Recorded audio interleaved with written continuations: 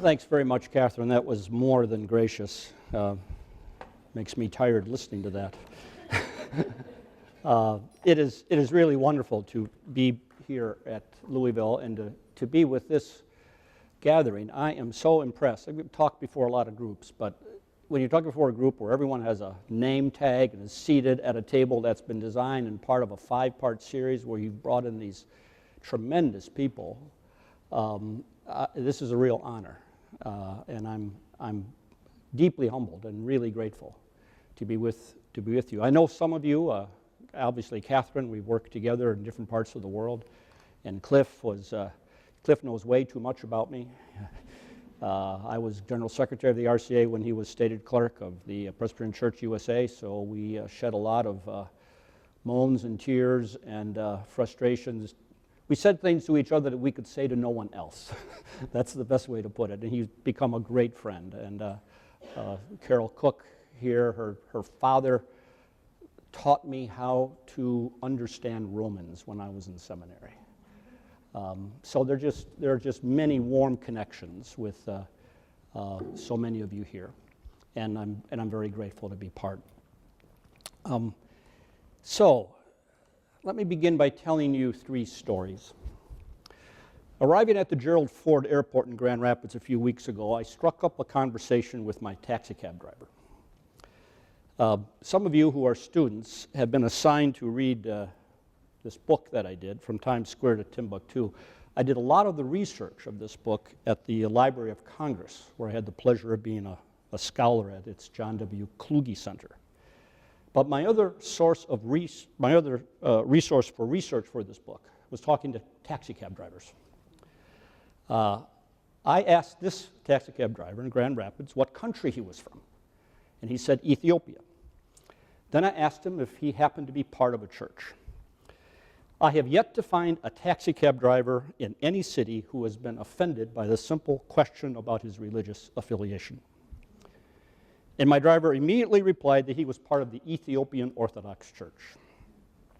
Now, from my ecumenical experience, I have known that this is one of the larger churches in the world with an amazing history in the country of Ethiopia. But I was puzzled by its presence in Grand Rapids. So I asked the driver where he worshiped. And he said, "We built a church on 28th Street. We have a priest from Ethiopia who serves us. His job is to constantly pray. And we, the other Ethiopian Orthodox parishioners in Grand Rapids, support him. In fact, today it is my turn to bring him his breakfast, his lunch, and his dinner." Another story. In November of 2013, I attended a conference in Quito, Ecuador, between North American and Latin American church leaders on the theme Faith, Economy, and Migration. At one point in the program, I was asked to give a presentation on the findings in my book. This was followed by a paper given by an official of the Ecuadorian government, Julian Guam-Gulani, and he was an expert on immigration trends in his own country and from the Ecuadorian government. But Mr. Guam-Gulani was intent on talking to me afterwards when the session ended. He told me he is from the indigenous population of Ecuador, groups that have been traditionally located in the Andes or also in the remote Amazonian regions of the country. There's a famous story that any of you who have an evangelical background would remember, and most of you probably know, about the martyrdom of 5 Christian missionaries in 1956 who went to that region of Ecuador to try to establish contact with the tribes.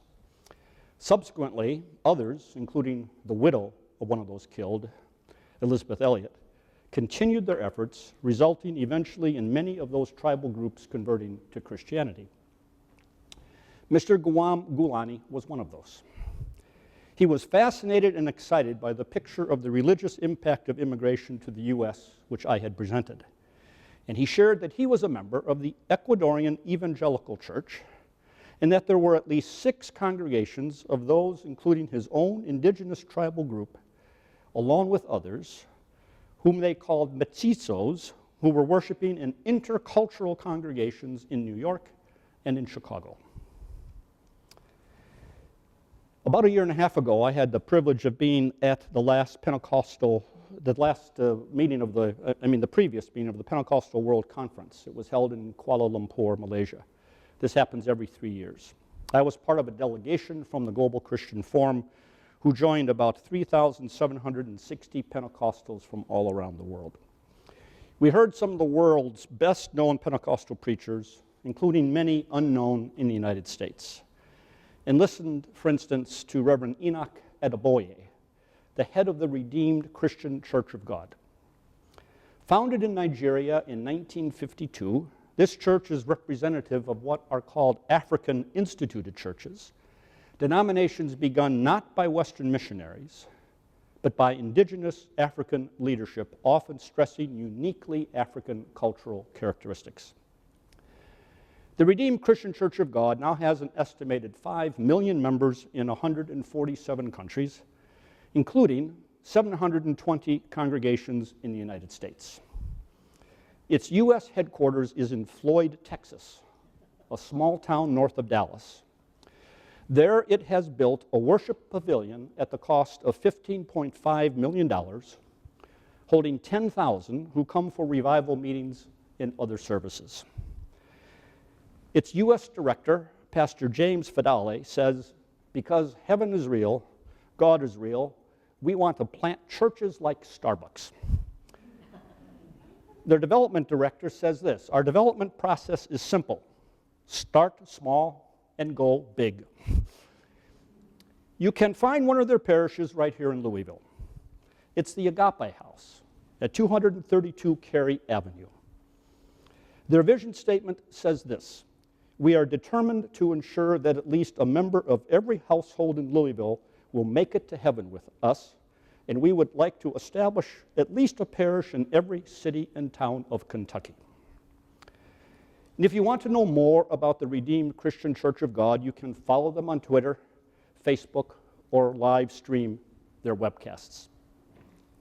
This African instituted and rooted denomination is one of thousands. Most belong to the Organization of African Instituted Churches, which is located at its headquarters at Nairobi. Its director, Nicta Labale, is a good friend of Catherine and mine, who also works on the Global Christian Forum. These churches provide spiritual homes for millions, and patterns of immigration have spread their presence to congregations throughout the world, including to the United States. I'm told that the late Gerald Ford, while he was president, once said that immigration, specifically the economic need for the society to work in society to be done by those who were here illegally from other countries, was one of the most perplexing problems he faced. Years since have witnessed intensified political debate on this topic. The focus, however, has been on these 4 issues: the fate of about 11.7 million residents living and working in the country without legal documentation; 2, the prospects of creating systems of border security that are virtually impregnable; 3, the economic impact, positively or negatively, of immigrant populations within our society; and 4, the political impact of changing demographics created by the recent patterns of immigration. That's what the national debate essentially is about. What has been missing from this national debate has been attention to the impact of immigration on the character and vitality of religious practice in our society. A week ago on Easter, the paper in my new hometown, Santa Fe, had this headline: "An Infusion of Faith." It told the story of the San Israel Catholic Church in town, which in 1982 had 250 registered families and now has a membership of 2,800, with new families, mostly Latino, joining every week. This largely untold story is not just regional to the Southwest, but is repeated in different forms throughout the country. My research at the Library of Congress, my experience both as a previous leader of a U.S. denomination and an active participant in ecumenical organizations, has convinced me that immigration has already changed America's religious landscape in ways we have barely begun to understand. And further, that the future nature and vitality of churches in America and their relationship to the dramatically changing patterns of world Christianity will be determined largely by our response to the impact of immigration. Even more, this will provide a crucial test in our nation's ability to foster a genuine pluralism that affirms the contributions of the growing diversity of our religious practice, rather than more secular perspectives which consign such religious practice to the margins of society's vision for the common good. This course, Encountering the World's Diversity of Religious Faith and Practice Among Our American Neighbors, will make an important contribution to broadening this understanding. The speakers you have had here, and I hope you know, you have gotten the best. Amy Jill Levine and Diana Eck and John Ebel Patel, who's coming. These are extraordinary people. They are some of the best to really explore the impact of religious pluralism and its challenge for Christian ministry. But my assignment, as Catherine said, and indeed my deep and abiding passion, is that we pay discerning attention to the growing diversity of Christian expressions of faith, particularly those springing up from the non-Western cultures of the global South, and that are now present among our neighbors and changing our religious landscape. Within mainline ecumenical circles, and in church traditions such as my own in the Reformed Church in America, sometimes I feel that there is more interest in having dialogue with Buddhists than with Pentecostals. My plea is that it is urgent for us to do both. Of course, historians will quickly argue, correctly, that immigration has already had a dramatic impact on the religious life of the nation. But the new dimension of our contemporary story is that this immigration is occurring at the same time when world Christianity has been undergoing changes in its geographic precedence in the world, which are unprecedented in human history. This dramatic shift in world Christianity's center of gravity now has been well studied and documented. I could share a few facts for any of you who are not aware. For 1,000 years, Christianity's center of gravity, and this means the point on the globe where there are an equal number of Christians to the north or south or east or west. People have measured this from the time Christianity began, all right? For 1,000 years, that center of gravity remained in Europe. Then, and for the first part, it was largely in the Middle East and North Africa. And then for 1,000 years, it's in Europe. Then from 1910 to 2010, it moved from Spain to a point near Timbuktu, Africa, the most rapid geographical shift in the history of Christianity. By 1980, more Christians were living in the global South than the global North for the first time in 1,000 years. In 1910, 2% of Africa's population was Christian. Today, 1 out of 4 Christians in the world is an African. Today, the continents of Latin America and Africa now hold 1 billion of the world's Christian community, with trends that continue to grow. This movement has also gone to the east. By the year 2025, Asia's present 350 million Christians are projected to grow to 460 million. In the last decade, Islam grew in Africa by 1.7%, but Christianity grew by 2.4%. And on any given Sunday, such as today, it is estimated that there are more Christians who have worshiped in congregations in China than in the United States. Statistics like these begin to paint the changing geographical picture of world Christianity. But these changes have to do with far more than just geography. Christianity is now emerging as a non-Western religion. Its dominant expressions are growing today outside the familiar home of Western culture, shaped by the Enlightenment. We are witnessing today the spiritual resurgence of non-Western Christianity. With this come expressions of Christian worship and practice that are focused more on experience and on all the senses rather than forms that are more rationalistic. And this cuts across denominational traditions. Younger people in emerging Protestant congregations, for instance, are drawn to forms of Gregorian chant. A place like Taizé draws thousands from around the world. But the most dramatic evidence of this movement is the rapid and even astonishing rise of Pentecostalism. Modern Pentecostal history, at least in the U.S., is traced usually to the Azusa revival in Los Angeles a little more than a century ago.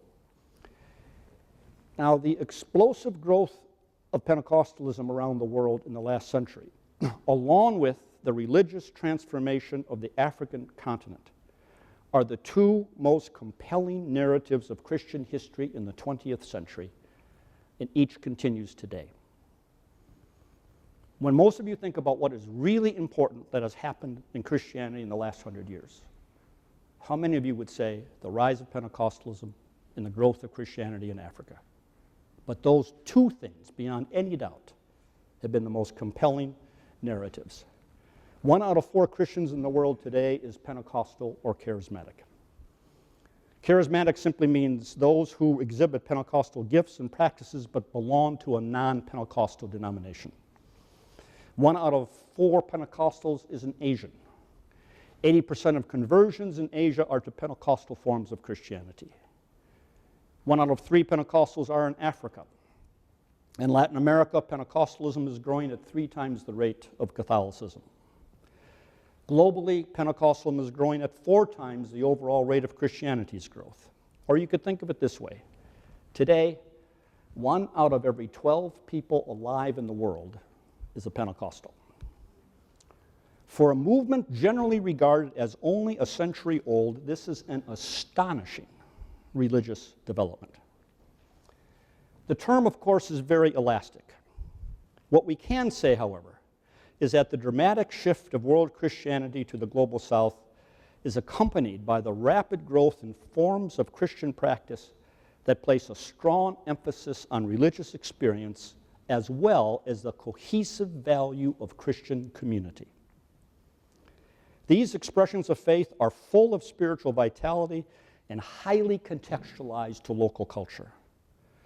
Often such emerging Christian movements and their underlying worldview become differentiated from the outlook of Western culture and the Enlightenment, which characterized the character of Western colonial missionary efforts. Now, this is what makes the religious impact of immigration on the U.S. society so fascinating and so crucial for the life and the witness of America's Christian community. Because the global trends which are reshaping the future of world Christianity now can be reflected in local dialogues and encounters within our communities. You may ask why I focused on immigration's impact on the Christian community. Now, it's certainly true, as I'm sure you've heard from Diana and John and others, that since the Hart-Celler Immigration Reform Act of 1965, which was the last major immigration reform, the presence of those from all the world's major religious faiths in the U.S. has significantly increased, so that the U.S. can be described as one of the most religiously diverse countries in the world. And frankly, there are generous research grants which have funded all of this exploration. But the changes have obscured a far deeper reality, in my view. Look at the figures from the 2010 census and what religious sociologists have reflected about them. You'll find that there are, in 2010, 43 million foreign-born residents in the United States. People living in the United States who were born in another country, regardless of their own legal status, 43 million. Of these, an estimated 74% are Christian, 5% are Muslim, 4% Buddhist, 3% Hindu. The statistical evidence is clear. The overwhelming religious impact of recent immigration to the U.S. has been on the Christian community. In 1912, for instance, with looking just at legal immigrants, and that term itself is very controversial, but those who come with proper papers, let's just say that, there were 620,000 Christians in that year alone. If you look at those who don't have proper documentation, the 11.7 million, 83% of those identified themselves as Christian. So you can understand that while immigration has had a tremendous effect on religious diversity, the biggest effect it's had is on increasing the diversity of the Christian community in the United States. Let's break this down by particular groups. Hispanic immigration, as you probably all know, is radically transforming the U.S. Catholic Church. In 2010, 1 out of 3 U.S. Catholics was Hispanic. That figure has gone down a little bit. I'll tell you about why in a moment. But that population has accounted for 71% of the growth in the Catholic Church since 1960. In major metropolitan areas such as Los Angeles, 70% of Catholics are Hispanic. And the most interesting statistic has come from my friends at the U.S. Catholic Conference of Bishops and those who look particularly at the changing Hispanic community. When you look at those who are millennials, meaning those who are Catholic, who were born after 1982, 54% are Hispanic. Now, again, this is not just about numbers. Hispanic Catholics bring forms of Catholic piety and practice which reflect the enculturation of Christianity in Latin America. And even more interesting is this.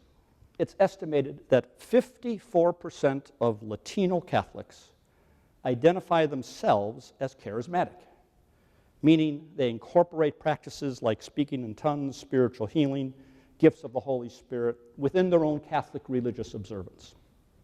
Now, more recent studies by Pew Research, more recent I mean within the past 3-4 months, show a gradual decline in the percentage of Hispanics who are Catholic. That percentage now is closer to 55%, and as many as 24%, or about 1 out of 4 Hispanics in the U.S., are former Catholics.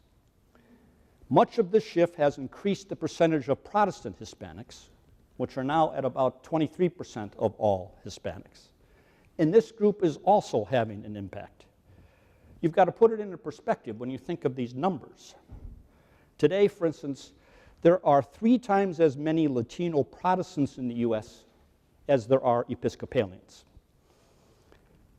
The vast majority of these are evangelical and or Pentecostal, often found in storefront churches and chapels which dot Hispanic neighborhoods in U.S. cities and towns. If you break down the Protestant Hispanic Catholics, you'll find that about the number of evangelical Pentecostals compared to mainline is about 3 to 1. That's how that breaks down from the Protestant side. Their vibrant spiritual experience and generally conservative theology is combined with strong commitments to social solidarity and justice. Coalitions representing these growing networks of Latino Protestant churches and movements are increasing their public presence and witness. President Obama frequently consults personally with leaders of these groups about immigration reform. Now again, try to suspend your normal stereotypes. Even Hispanic Protestants are generally more conservative in their theology on social issues, yet they are committed to social justice and solidarity. When Pew Research polls them politically, you find that only 30% of Hispanic Protestants say they lean towards the Republican Party. When you poll Hispanic Catholics, you find only 21% lean towards the Republican Party, which simply means that your normal stereotypes that operate within white established Christianity simply don't fit whenever we begin talking about these other parts of our Christian family. Primarily due to birth rates, the Hispanic population in the United States is projected to pass 100 million by the year 2050. Among other consequences, this means that Hispanic, Catholic, and Protestant congregations and movements will become one of the defining features of American Christianity. Now, let's look to the Asian American population. In 2010, the census placed the Asian American population at 17.3 million. The interesting thing here is that during the previous decade, that population grew by 46% faster than any other racial group, and is expected to reach 40 million by 2050. Less than half of the Hispanic, but yet an amazing growth during that period of time. Sociologists of religion estimate, and these are, the Census Bureau, you understand, doesn't ask questions specifically about people's religion.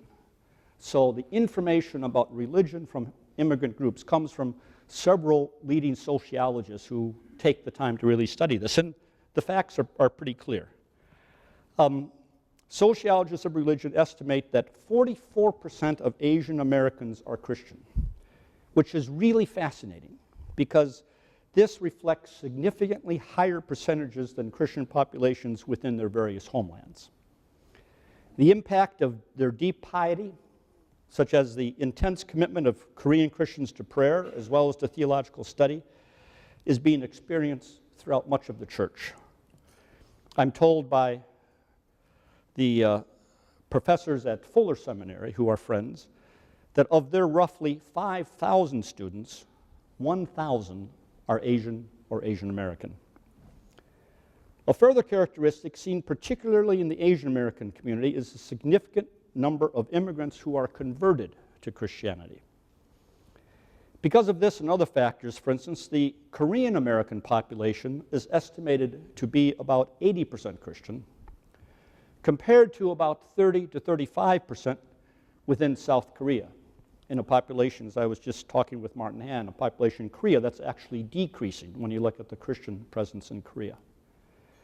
In addition, the missionary commitment of many Asian Christian communities has had an impact even on the U.S. When I was at the 10th Assembly of the World Council of Churches with Cliff and others, I learned this fact. In 1981, Korean Christians sent 511 missionaries to various countries around the world.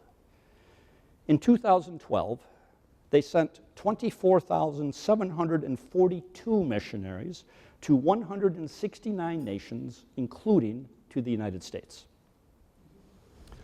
Now, about 1/4 of the Chinese American population is Christian. And again, this reflects rates of conversion amongst immigrants.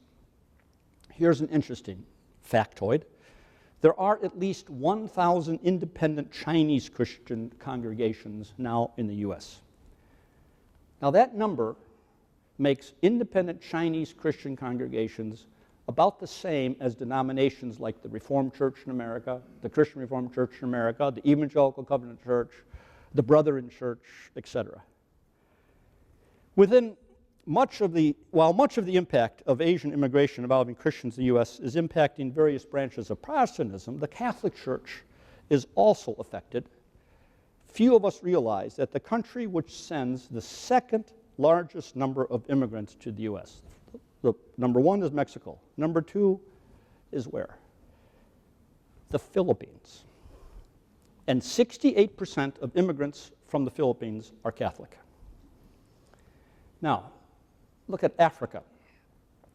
Immigration from Africa as a percentage has increased dramatically over the last 50 years. When John F. Kennedy was inaugurated as president in 1960, only 35,355 African-born residents were living in the United States. A half century later, that number had grown to 1.5 million. And the vast number of these are Christians, often coming from countries that have experienced the rapid growth of Christianity in Africa over the past century, like Nigeria, Ghana, Kenya, and others. Just last week, the Pew Research Center released a new study which looked at the overall population of black people, whether immigrants or those who came here during the first forced immigration in the diaspora from Africa during slavery. So they looked at the overall black population in the U.S., including those from the Caribbean and those from Africa. Now, if you look just at recent immigrants from the Caribbean and Africa, the number is 3.8 million, an increase of 4 times since 1980. And this now accounts for 8.7% of the total black population in the United States. And much of that growth has been fueled by increases in black immigrants from Africa. 99% of immigrants from Africa come from sub-Saharan Africa, and that region has driven the amazing growth of Christianity within that continent. More importantly, many of these Christian immigrants bring a spiritual fervor and missionary zeal of faith that has been forged in non-Western cultures within the African continent. They bring to the U.S. the texture and expressions of Christian faith and practice that are having a dramatic effect on shaping the future of world Christianity. You go to New York City, there are at least 150 African immigrant congregations that are there. Luther Seminary in Minneapolis-St. Paul is one seminary that's made a real intentional effort to try to understand what's happening in their community in this way. They discovered 73 African immigrant congregations in the Twin Cities. African Instituted churches, not only from things like the Redeemed Church of God, but the Church of the Lord out of Lora, based in Nigeria, the Church of the Pentecost from Ghana, and many others. These churches, now based in Africa, regularly attend to the spiritual needs of their parishioners in the United States. When we reflect on the religious impact of immigration, particularly within the Christian community, one of the more important practical questions becomes, where do immigrants worship? For all kinds of obvious reasons, many immigrants are drawn to congregations comprised of those like themselves. They join with others from their country of origin and from their particular denominational affiliation in monocultural congregations. In the midst of all the challenges of adapting to life in a new culture, such a congregation becomes a place of security, strength, and an affirmation of their identity. But that is only one option. Other immigrants are drawn to congregations that are multiracial, in which they are usually a minority. There are often generational questions in how this falls out, as you probably know. But the question here always is whether such a congregation truly learns the practice of radical hospitality, which allows their own life to be genuinely transformed by the presence of those who, in biblical words, are strangers and sojourners in their land. It is worth remembering that the Hebrew Scriptures contain injunctions no less than 36 times to care for the stranger and sojourner in the land, and a reminder to love our neighbor only once. The challenge of developing such multiracial congregations, and that's defined by sociologists when at least 20% of the group is from a racial, ethnic background different from the majority, all right? So if you talk about a truly multiracial congregation, 20% is from a racial, ethnic background different from whatever the majority may be. Challenges of forming these congregations are difficult and arduous. Statistics compiled from national studies in 2008 indicated that of the estimated 350,000 congregations in the U.S., and by the way, no one knows for sure how many congregations there are in the United States. The best estimate is around 350,000. But of those in 2008, only 7% met the definition of being multiracial. When I wrote this little book, I tried to give some attention to the dynamics of these congregations and what happens. And I think this question is crucial because there's a lot of research that shows that attitudes, relationships, and patterns of racial reconciliation are decisively influenced by participation in multiracial congregations. That's not just an idea. That's, again, one of these facts that sociologists have studied. In recent years, the commitment to this vision of congregational life has deepened with expanding resources, networks, conferences, and inspiring examples. You go to places like Columbus, Ohio, where the Vineyard Church there includes immigrants and refugees from 104 nations, comprising 28% of its 9,000 members. Or you go up to Minneapolis from the Presbyterian tradition, go up to Minneapolis, St. Paul, and look at the church that Jim Kinn is starting, the Church of All Nations. I've been with him, again, an amazing example of churches begun precisely to be multiracial congregations because of their desire to witness in that way to God's coming kingdom. Recently, Michael O. Emerson of Rice University, he's one of the leading authors and researchers of multiracial congregations. If you follow this, you know Emerson was one of those who wrote Divided by Faith and then wrote United by Faith, and he's done extraordinary work in this area. He says now that the figure of the number of multiracial congregations has increased to 13.7%.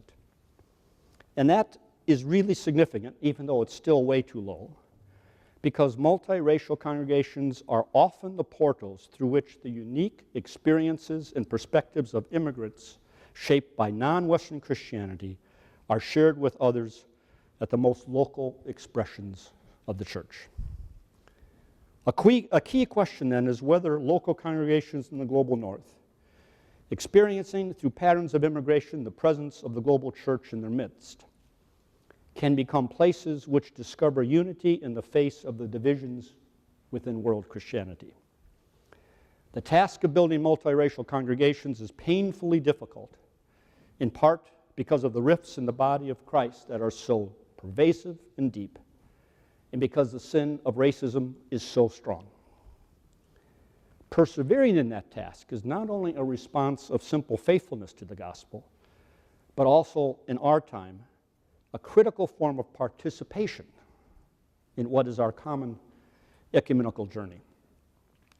I want to share with you, in closing, before we have a few questions and dinner, some practices that any of you who are in a congregation that realizes this may be something that God is putting at your doorstep.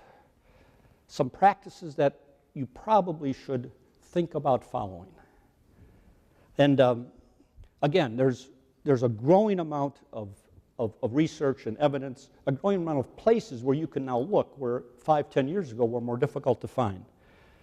But here's at least what I've distilled, including from the congregation that my wife and I were a part of for the last 10 years, and from many other congregations that have been on this journey. Number one, mission comes first. Those who are building multiracial congregations and those who study them seem to agree that becoming multiracial isn't the goal in and of itself. Rather, it results from a deep internalized sense of the congregation's mission. For instance, it may be the fruit of a commitment to evangelistic outreach. It may be to a commitment to expressing acts of justice and solidarity in community. But the stark and indicting reality, confirmed by the research of Michael Emerson and his colleagues, is that in the U.S., the vast majority of congregations are substantially less racially diverse than the neighborhoods in which they reside. A multiracial congregation is one of those rare and powerful exceptions that at times becomes even more racially diverse than the neighborhood that it finds itself in. And often, this is because of a missional attentiveness and commitment to the world right outside its doors. And that often is the first step leading a congregation on the path to becoming more multiracial. Second, intentionality is essential. The desire for a multiracial future has to be genuinely owned by a congregation. This needs to be embraced not as a strategy, not as a means of survival, but as a biblically rooted commitment to justice and equity, whether through the means of mission statements, of consistent teaching, of discernment of vision, or the calling of pastoral leadership. Welcoming the gift of a multiracial future needs to become deeply and intentionally grafted into the hopes, dreams, and prayers of the congregation. 2 or 3 leaders in a congregation cannot do this. Third, diversity in leadership. no one can doubt that multiracial leadership is essential to a multiracial congregation. Developing that leadership early and intentionally is essential. Again, this isn't merely good strategy. There's a New Testament scholar I really like who's written in this area. His name is Thorsten Prill. He's in Birmingham in England. He argues that this reflects what was happening in Luke's account of the New Testament churches in Antioch, Philippi, Thessalonica, Berea, and Corinth. He says it's significant that the leadership of these churches reflected not only the diverse local church membership, but also the diversity of the whole body of Christ at the time. It follows that it is mandatory for multi-ethnic churches to select their leadership on this basis and avoid monoethnic leadership.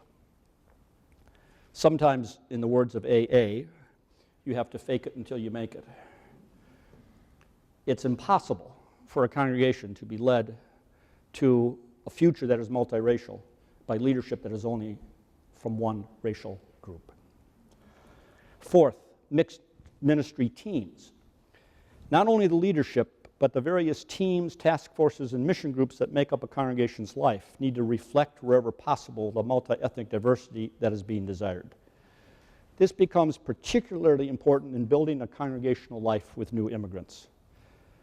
The posture of established members serving new immigrants, while initially a natural expression of mercy and compassion, has to be transformed into mutuality, allowing for those opportunities for God's mysterious presence to turn the tables of hospitality.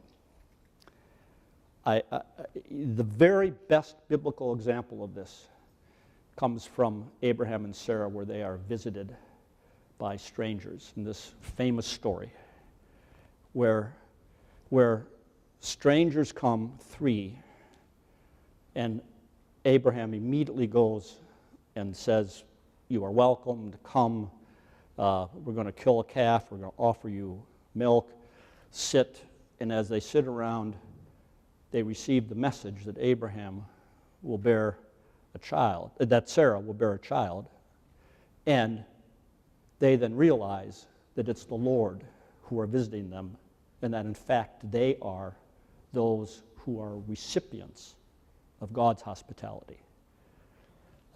That paradigm is a paradigm which should drive all thinking about what it means to be truly multiracial, especially as we live today with the growing number of immigrants who come here as Christians.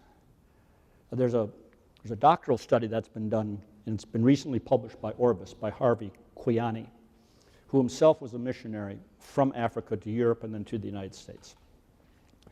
And for his doctorate, he studied 3 Lutheran congregations in Minneapolis, St. Paul. 2 Lutheran congregations and 1 Pentecostal congregation, all of whom had African immigrant members, but studied what the attitude of the African immigrants themselves was towards their congregations and which ones were hospitable. 2 of those congregations, essentially, their stance was, "We welcome you here gladly, and we expect you'll be like the rest of us." And only 1 congregation, which was in fact called the church that welcomes all peoples, and happened to be more Pentecostal in its orientation. Only that congregation was the congregation where African immigrants themselves felt that they were being received for the gifts which they had to bring, which would change the congregation which they were a part of. Turning the tables of hospitality becomes critical as we think about the whole presence of African immigrants who come from Christian backgrounds who are in our midst. 5th of these 6 points, ongoing Christian formation. As any congregation grows in its journey, its mission, its vision, and its values require continual reinforcement through the forming of disciples. The biblical practice of hospitality, its radical meaning both in the Hebrew Scriptures and in the life and ministry of Jesus, needs to be absorbed in the hearts and minds of congregants. Likewise, addressing the sin of racism, utilizing the tools of anti-racism training in an ongoing way are all a part of the overall process of Christian formation in a multiracial community of believers. And 6, prepare for a long journey. Building a multiracial church is a slow, careful, and often painstaking process. People in a congregation are at different points in their own journey to embrace a multiracial community. Pastoral patience is required as they move through steps in this process. Further, for the congregation as a whole, this is a pilgrimage that moves through stages. And that's particularly true for an existing congregation that makes a commitment to a new multiracial future, in contrast to what you are seeing more and more today, namely multiracial new church plants. But for all, this is an arduous journey requiring discernment, perseverance, time, and trust in the working of God's Spirit. Now, those are just 6 steps or perspectives that I think we find are really crucial for any congregation that's on this journey. And I think given the context today, when you talk about what's truly happening within American society, from particularly driven by immigration, steps like these become really crucial as we reflect on our stance. The course asks how we deal with religious diversity among our neighbors. And when we think of those neighbors who are of our own Christian family, then I think we face an even deeper level of questions, which asks, how do we respond to those who want to be part of our own worshiping communities? And I think we're only beginning to see how these kinds of questions are going to drive much of what will impact the future religious vitality of churches in North America. There's no question in my mind that Christianity around the world is encountering all kinds of new evidence of growth and vitality. In many places, this becomes very problematic. There are all kinds of controversial issues that arise.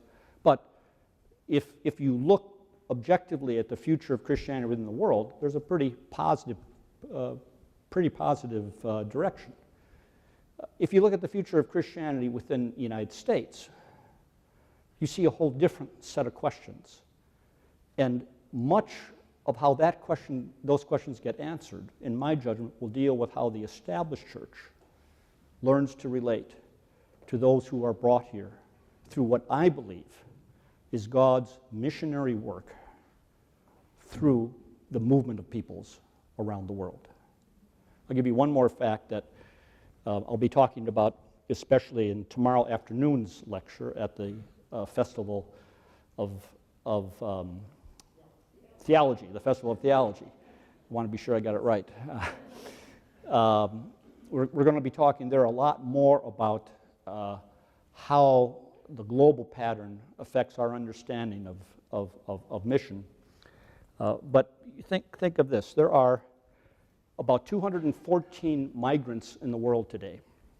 These are people who are moving from one country to another for any number of reasons. Because of persecution, or they're refugees, or they are simply moving for different and new economic opportunities, but they're moving from one country to another.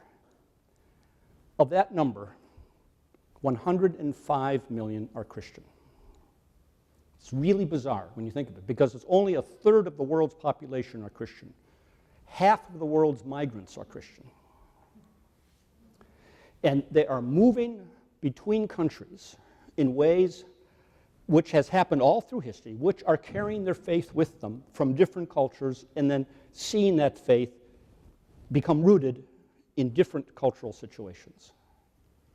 There's a good friend of mine who's one of the experts in this area, Jehu Hansels, who's written Beyond Christendom. He's at Emory University, chairs their Department of World Christianity. He says this: every Christian migrant is a potential missionary. And what if, just think, what if God's mission today in the world is not being carried out primarily through all the mission programs that our denominations largely in the West fund and do. But what if, in fact, it's being carried out through migration?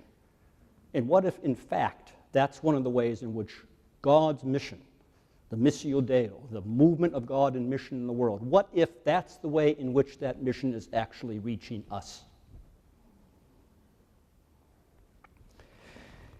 Through the unanticipated patterns of modern migration, world Christianity has come to our doorstep. Globally, Christian faith finds itself in the midst of a division that will be crucial to its future. On the one hand, our church is shaped by Western culture and the Enlightenment, like the churches which most of us here represent, which carry the tradition of the church, which understand the Catholicity of the church, but which are struggling for vitality in increasingly secularized cultures. On the other hand, our churches growing in non-Western cultures with vibrant spirituality, rapid growth, but often very sectarian mindsets, isolated from the historic streams of Christianity. Those, I think, broadly speaking, are the two main forces in Christianity today and constitute the biggest division within world Christianity. Think of this. The Enlightenment elevated the values of reason and individual autonomy. Pre-Enlightenment Christianity had been shaped much more by revelation, by corporate consciousness. In the Enlightenment for the past 400 years, Christian theology had to engage, critique, and come to terms in creative ways with Western culture. That has been the task of modern theology. And today we take those ways of understanding our faith for granted. That's what the theological task has done for the last 4 decades within Western culture. But now, the future of Christianity will be shaped increasingly by non-Western cultures. And a similar process of engagement, critique, and coming to a new integration is already well underway, whether we know it or not.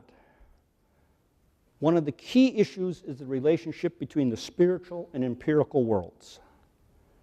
Enlightenment Christianity tried to draw those boundaries clearly and to regulate that relationship. However, emerging Christianity from African, Hispanic, and Asian cultures begins with very different understandings of these questions. And this isn't to say which understanding is right or which is wrong. It's to say these are different understandings which provide the crucible that's shaping Christian faith in those settings. The relationship between the spiritual and empirical is far more fluid and permeable. In a similar fashion, these non-Western cultures tend to approach the relationship between the community and the individual in ways that differ from the emphasis developed by the Western Enlightenment. Of course, these are huge generalizations, but perhaps they can help frame the interactions that are developing today in world Christianity. Again, we'll be exploring a lot of this more deeply tomorrow afternoon, but that already may be something to provide some aperitif in your conversation around tables. This dialogue between traditional Western Christianity and emerging non-Western expressions of faith has become critical. In my judgment, there is no more important ecumenical challenge today. Therefore, attention to the growing diversity within world Christianity is crucial for the future vitality of the church's witness and ministry within the United States, and crucial to our hope for Christian unity. And this now can begin in your own local places with your neighbors, if you discover them, because of the gift of immigration. That interchange can take place in communities, in congregations that are close to home, as the post-Christian West meets the non-Western church. Thank you.